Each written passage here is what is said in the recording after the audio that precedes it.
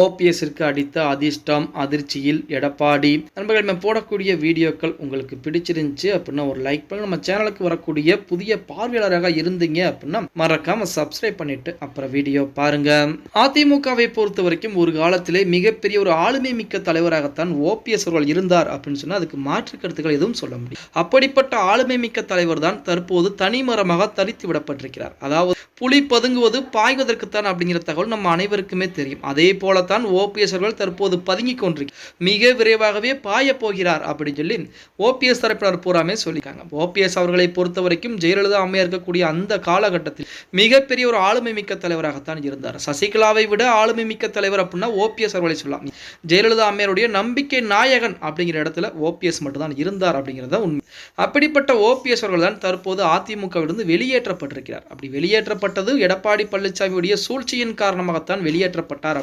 இன்ன வரைக்குமே அதிமுக நபர்கள், அதாவது ஓபிஎஸ் தரப்பினர் புறமே குற்றச்சாட்டு. சரி, இந்த பிரச்சனை எல்லாமே ஒரு புறத்தில் இருந்தாலுமே ஓபிஎஸ் அவர்களுக்கு தற்போது புதிதாக ஒரு அதிர்ஷ்டம் என்பது அடித்திருக்கிறது அப்படிங்கிற மாதிரி தகவல் வெளி.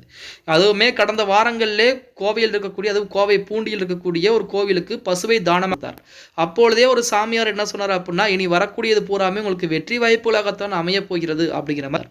அதற்கு ஏற்றால் போல்தான் தற்போது ஒரு நிகழ்வும் நிகழ்ந்திருக்கிறது. நேற்று தினம் வைத்திலிங்கம் கூட பார்த்தீங்க அப்படின்னா 2025 அதிமுக ஒன்றிணைய போகிறது, அதுவும் எடப்பாடி பழனிசாமி தான் அதிமுக ஒன்றிணைய போகிறது அப்படிங்கிற மாதிரி பேசினார்.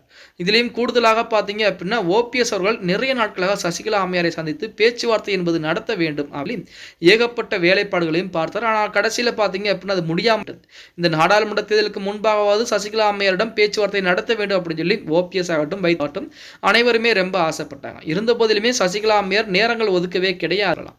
இப்படிப்பட்ட ஒரு சூழ்நிலையிலேயே தற்போது ஓபிஎஸ் உடன் பேச்சுவார்த்தை நடத்துவதற்கு சசிகலா அம்மையார் தயாராகிட்டாங்க அப்படின்னு சொல்லி ஒரு தகவலானது.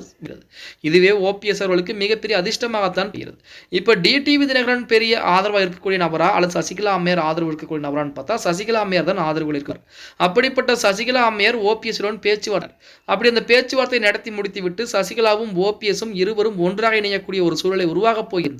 அதுதான் ஓபிஎஸ் அவர்களுக்கு மிகப்பெரிய அதிர்ஷ்டமாக பார்க்கப்படுகிறது. இப்போ ஓபிஎஸ் அவர்களை பொறுத்து வைத்திலிங்கம், புகழேந்தி, ஜேசிடி பிரபாகரன் இந்த மாதிரி நபர்கள் பூராமே பிரிஞ்சு போய் தனி அணியை உருவாக்கியிருந்தாலும் அனைவருமே ரகசிய தொடர்பு தான் ரகசியமாக பேச்சுவார்த்தை என்பது பேசிக்கிட்டு தான் இருக்கு. இப்படிப்பட்ட ஒரு சூழலை ஓபிஎஸ் உடன் சசிகலா அம்மையார் மிக விரைவாகவே கைகோர்க்க போறாங்க. இதுதான் ஓபிஎஸ் அவர்களுக்கு மிகப்பெரிய அதிர்ஷ்டமாக பார்க்கப்படுகிறது அப்படின்னு சொல்லி ஒரு தகவலானது தற்போது வெளியாகி இருக்கிறது அப்படின்னு கூட சொல்லலாம். பொறுத்து வந்து பார்க்கலாம். ஓகே गाइस, வீடியோ பிடிச்சிருந்தா மறக்காம ஒரு லைக் பண்ணி விட்டுருங்க. அப்படி இந்த வீடியோ ஃப்ரெண்ட்ஸ் அண்ட் ஃபேமிலிக்கும் ஒரு ஷேர் பண்ண மறந்துடாதீங்க.